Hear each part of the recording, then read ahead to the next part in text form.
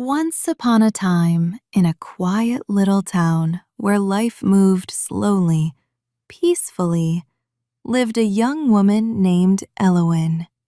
She was 26, beautiful in a gentle, quiet way, with a life so simple that most people never even noticed her. Every morning she woke before sunrise, tied her hair back, and walked to the small bakery where she worked to help her family. Her days were always the same: sweet smells, tired evenings, and quiet nights. But one day, everything changed. A boy stepped into the bakery. His name was Brecken. Everyone in town knew the name. His family was rich: big houses, fancy cars, businesses everywhere. People spoke about them with admiration and a little fear.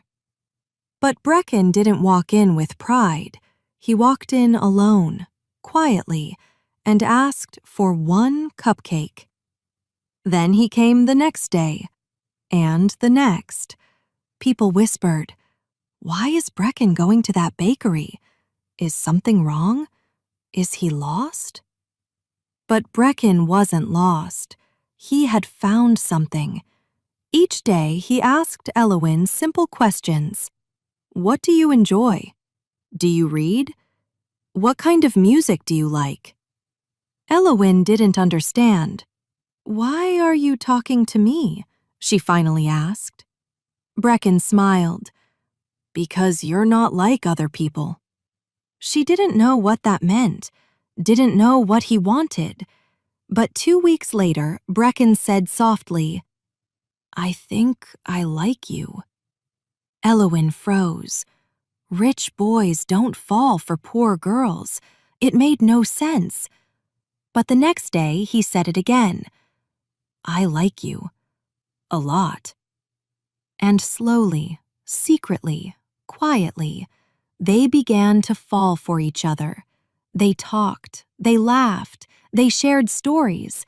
For the first time in her life, Elowen felt seen. But secrets never stay hidden for long. When Brecken didn't show up for days, Elowen worried. Then he returned, sad, serious. My parents found out, he said. They told me I can't see you anymore. Why? What did I do? Elowen whispered. Brecken looked down. If I stay with you, they will cut everything. My money, my car, my place in the family business. Elowen's heart twisted. She didn't cry, but inside, she feared she was destroying his life. Brecken said, I don't care. I choose you. But Elowen was afraid. You need your future, she whispered. You are my future, he said. But someone else was watching. Rachel, the girl everyone expected Brecken would marry someday. Rich, proud, jealous. When she saw Brecken with Elowen, her heart turned bitter. She went to the bakery and said cruelly, You don't belong with Brecken. You will ruin him. Elowen said nothing, but her heart trembled. The next day, Brecken came with flowers, but Elowen whispered, Maybe we should stop. Brecken was shocked. Elowen tried to protect him, even from herself. Things got worse. Brecken's father took away his money, his car, even his phone. If you want to live like a poor man, he said, go ahead. Brecken walked to the bakery every day, tired and sad. Elowen felt guilty. Meanwhile, Rachel made everything worse. She lied to Brecken's parents. Elowen is using him for money. They believed her.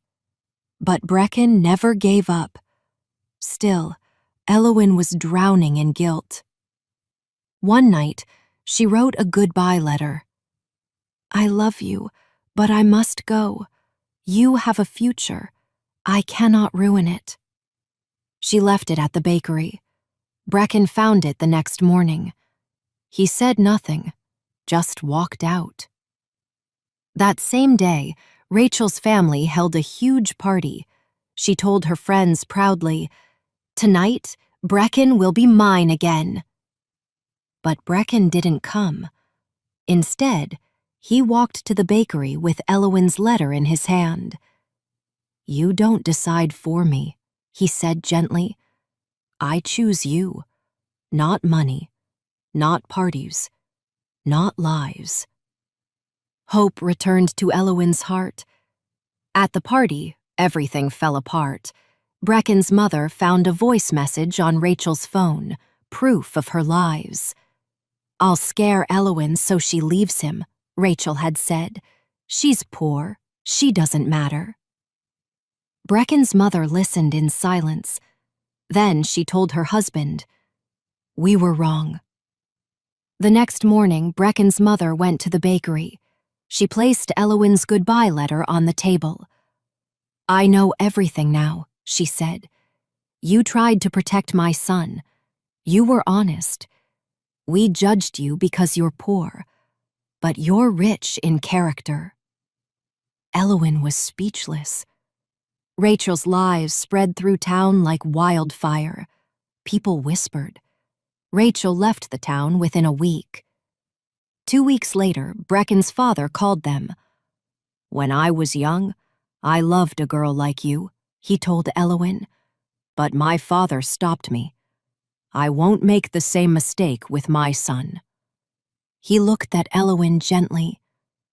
"You're good for him." Elowyn cried. Brecken held her hand. 3 months passed, and everything changed. Brecken worked in the bakery, learning to bake bread and cupcakes. His parents visited every Saturday. They saw happiness, real happiness. One day, Brecken's father said, "You can have the family business again, if you want." Brecken hesitated. Elowyn smiled and said, "Now you can have both, your future and me." Brecken kissed her forehead. "No," he said softly. "We have a future." Elowyn looked around the bakery, the place where it all began, with one simple cupcake.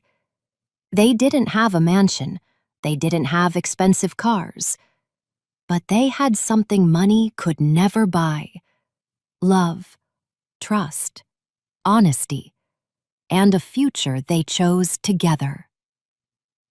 Money may come and go, but true love stays, especially when it's tested. So remember, if life ever forces you to choose, ask yourself, what makes my heart feel full? That is always the right choice. Rises. If you enjoyed this story, please like, comment, share, and subscribe.